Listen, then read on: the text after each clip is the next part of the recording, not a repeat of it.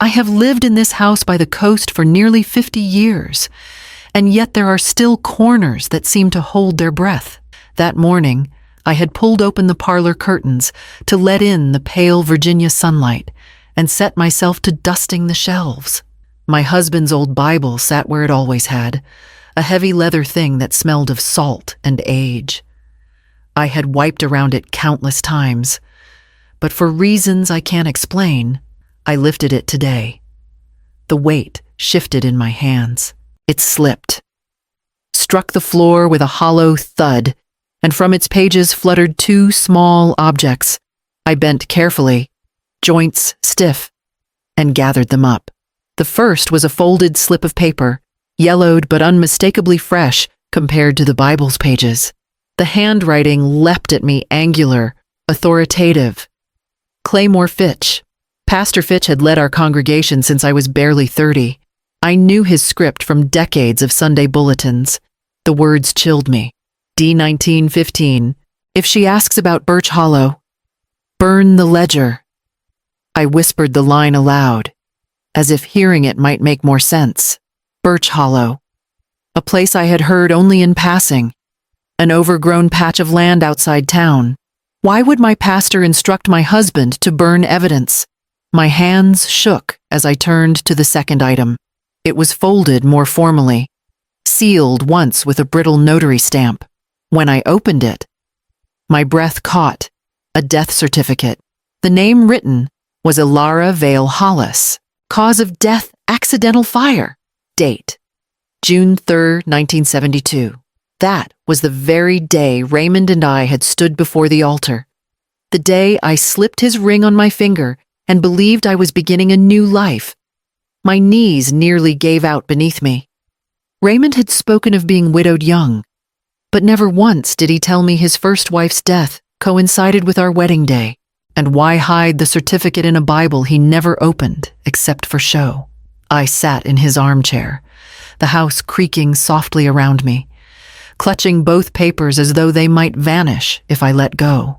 Outside, gulls cried over the water, the sound sharp against the silence within. I folded the documents back together and slid them under the lace cloth on the side table. My pulse refused to calm.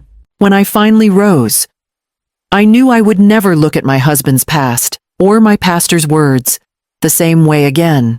For most of my marriage, I played the role others expected of me. I baked pound cakes for church socials, kept the sewing guild supplied with quilts for raffles, and smiled beside Raymond during Sunday service. Folks called us a model couple, he the reliable banker in pressed suits. Me, the dutiful wife with tidy children, and a steady hand at the communion table. Raymond left once a month for what he called the men's fellowship trips, weekends where they claimed to hunt, fish, and pray in the mountains. I never asked questions, not because I didn't wonder, but because silence was the currency of respectability. In our town, women who pressed too hard found themselves whispered about. I swallowed doubt like bitter medicine and carried on. Money moved through our church in ways that never seemed to add up. I once noticed the Widow's Fund, meant to help women left with nothing, was nearly empty, though donations poured in each Sunday. When I asked Raymond if he had seen the accounts, he told me gently that worry was unbecoming, that Pastor Fitch and the bank kept everything in order. I accepted his word because to challenge him meant disrupting the delicate balance of our household. Claymore Fitch was larger than life behind the pulpit, his voice booming about truth, judgment, and light. People leaned on his every word as if salvation itself flowed from his throat. I did too, until memory pricked me like a pin. Years ago, at a church supper, he had chuckled as he filled his plate and called across the room. Second wife always knows how to keep a table straight. The room had laughed politely, and I blushed, thinking he misspoke or made some harmless joke. But sitting now with the note and the death certificate hidden under lace, the memory rang differently. The weight of his words pressed heavier, as if the whole hall had understood something I had been blind to. I rose from the chair, my heart thudding, and knew I would need to return to Birch Hollow in my mind before I ever set foot there. I had dusted that desk for years without ever daring to open its drawers. Raymond kept them locked, and I told myself it was out of respect for his work. But now, with suspicion gnawing at me, I felt along the underside of the drawer and my fingers caught on tape. A small brass key, dulled with age, came free. The number etched into it led me to the storage facility near the docks, a row of corrugated doors rattling in the wind. The key fit one of the locks as if waiting for my hand. Inside, the air smelled of mildew and salt. Old boxes sat stacked neatly, but one metal tin was placed in the center as though it had been used more than the rest. I pried it open and found a leather-bound ledger, its pages lined in Raymond's careful script. At first glance, the entries looked ordinary offerings, deposits, withdrawals. But then I saw the redirection columns of donations siphoned into something called BH Trust. Each transfer pulled from the church plate and vanished into accounts I had never heard of. Tucked between the pages was a Polaroid. I nearly dropped it when I saw their faces. Raymond, barely 30, standing beside Pastor Claymore and Aldous Venn, the bank manager who had overseen every loan in town. Behind them, charred beams jutted from the earth like blackened ribs.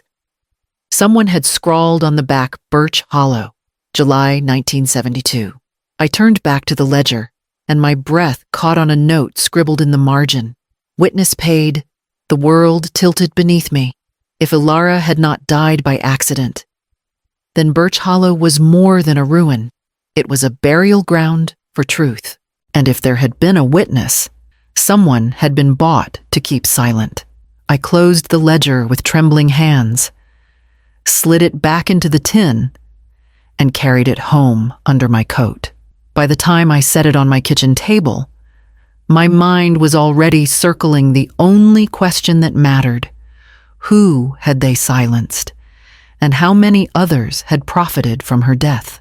I waited until the evening meal was finished before speaking. Raymond sat across from me, his spoon clinking softly against the bowl. I laid the ledger on the table between us. He froze, color draining from his face. "Tell me what this means," I whispered. My voice was calm, though my heart pounded. His mouth opened, then closed.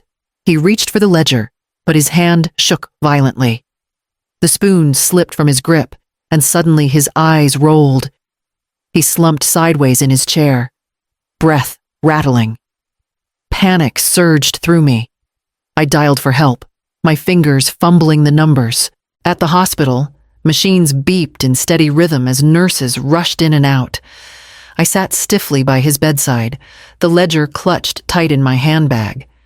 Within an hour, Claymore Fitch strode into the room, too quickly for coincidence. His gaze flicked to my purse. "Sister Maeve," he said, voice heavy with practiced sympathy. "Best to let me hold Raymond's Bible now, for safekeeping." I straightened in the chair. "It will stay with me." His expression tightened. As he turned toward the door, I caught the words muttered under his breath. Birch Hollow should have burned everything. Not just her. My phone was already in my lap. Recording. The phrase sank into me like ice. That night, after the doctors left and the ward had gone quiet, Raymond stirred. His lips barely moved. His voice no stronger than a breeze. I never wanted it to happen. Maeve. His eyes filled with something I had never seen in him before. Fear, not of God, but of a man. I sat back in the hard chair. The note, the ledger, and Claymore's words crashing together inside me, forming a truth too heavy to ignore. The next morning, I took the bus to the county records office, a brick building that smelled of dust and ink. I asked for archives from 1972, my hands steady, though my heart throbbed. The clerk slid over brittle files, and within them I found her name, Norabel Vale, age 13, daughter of Ilara. A guardianship order sealed by the court followed weeks after the fire at Birch Hollow. The words were stark, legal, final. Norabel had not vanished. She had been hidden. I searched further and discovered a later amendment. The name changed, guardianship transferred, records sealed tighter still. The new name written in careful type was one I knew well, Isolde Vale. For a moment I couldn't breathe. Isolde, the polite young secretary at the bank. Always efficient with my withdrawals. Always smiling when she saw me at the market. I recalled her words just a month ago as she handed me fresh eggs from her family's stall. I feel like I've known you forever. Mrs. Hollis. I had laughed, thinking it no more than neighborly kindness. But now those words returned like a hidden blade. The ledger's entries of witness paid, the sealed guardianship, the chosen silence. It all curved back toward this young woman who had been standing beside me in plain sight. Raymond's daughter, Ilara's child. The girl left to shadows while I played the wife in sunlight. I left the records office with the pages burned into my mind. Each step toward home grew heavier with the knowledge that my life and hers had been twined together by secrets not of our making. And yet, she had never revealed herself, never spoken the truth that tied us both to Birch Hollow. I had not set foot near Birch Hollow since my youth, when it was still a working farm. Now it lay forgotten at the edge of the county, swallowed by vines and briars. The path was rough, and every step seemed to resist me, as though the land itself wanted to remain buried in silence. The clearing opened suddenly, and before me stood the skeleton of the old shed. Rusted nails jutted from warped beams, and the ground smelled faintly of char. Even after all these years, I bent to touch a fragment of scorched wood, its surface crumbling beneath my fingertips. The air was still, but memory lingered here. Old women at quilting bees used to whisper that neighbors had heard screams the night Ilara died, though no one dared say it aloud in church. I rose, brushing dust from my skirt, when a voice startled me. Didn't think anyone still came out here. It was Hattie Lark, the church's secretary until arthritis stiffened her hands. Her face was lined deeper than I remembered, but her eyes were sharp. She looked at the ruin with a sadness I recognized in myself. "You know what happened here, don't you?" I asked. She nodded slowly. I typed it myself. Claymore brought the words. Raymond signed them. A confession that Ilara's death was an accident. But it was no confession. It was protection. I gripped the edge of the rotted doorframe. And the witness? Hattie's voice dropped. Paid off. Told to swear the lantern fell. That flames spread too fast for saving. I kept a copy. Could never quite throw it away. From her satchel. She drew a folded sheet, its ink faded but legible. My husband's name stared back at me in stiff black strokes. I held it as if it burned. My marriage, my children's lives, all these decades of Sunday pews and Christmas services built on this, on ashes and lies. Hattie placed her hand gently over mine. You deserve to know. I slipped the paper into my coat pocket, the weight of it pressing into my ribs as though it might crack bone. When I turned back toward town, the ruined shed seemed to lean after me, reminding me that every step forward would be shadowed by the fire that had once consumed this place. I could not carry the weight of Birch Hollow alone. The night after Hattie handed me the faded confession, I invited her to my kitchen table.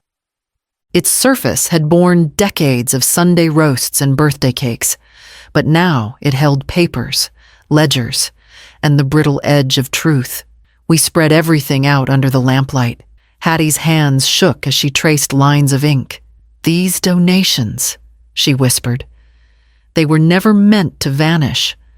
They fed a trust Norabel's guardianship, but this she tapped the margins where Claymore's figures bled into Ven's. This is greed dressed in scripture. I knew another voice was needed, someone outside the church's grip. So I went to see Lionel Dre, once a reporter in Richmond, now a widower who raised tomatoes on his porch.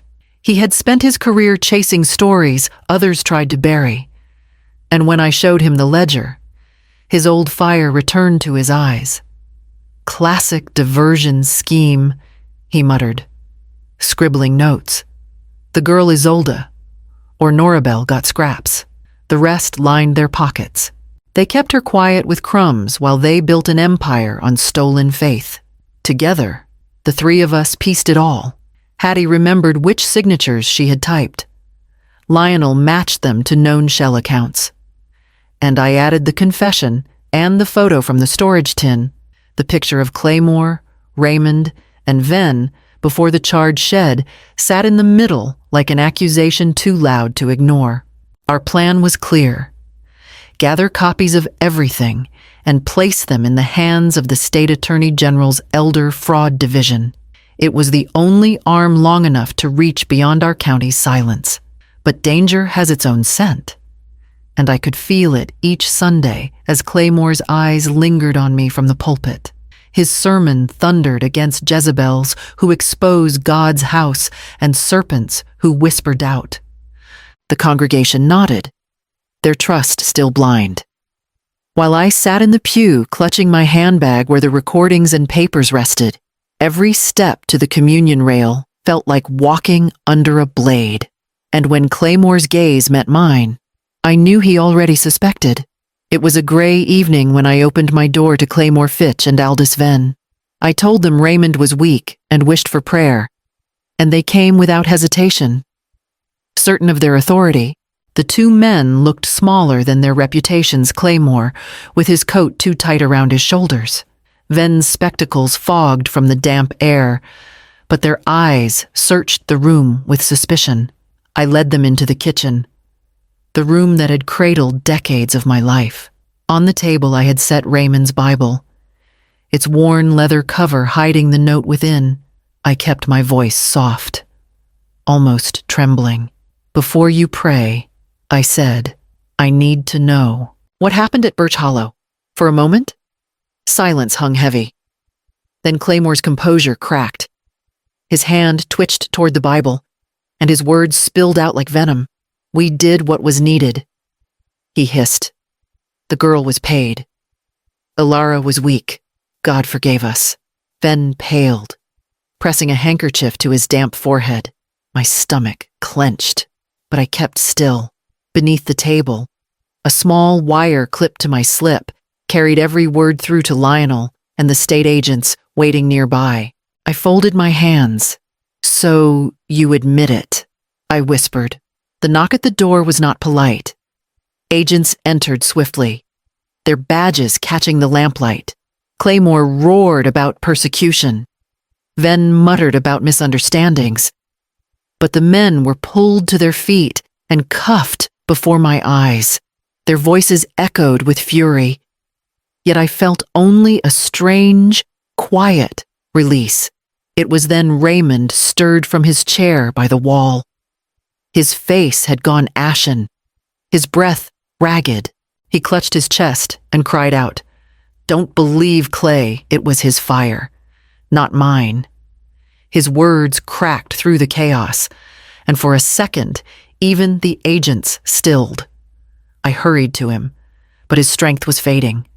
He looked at me with desperate eyes. I never struck the match. "Maeve," he gasped. I let him use my silence. I let you live a lie. My hand trembled against his. The man I had trusted for half a century was not the monster I feared, but neither was he innocent.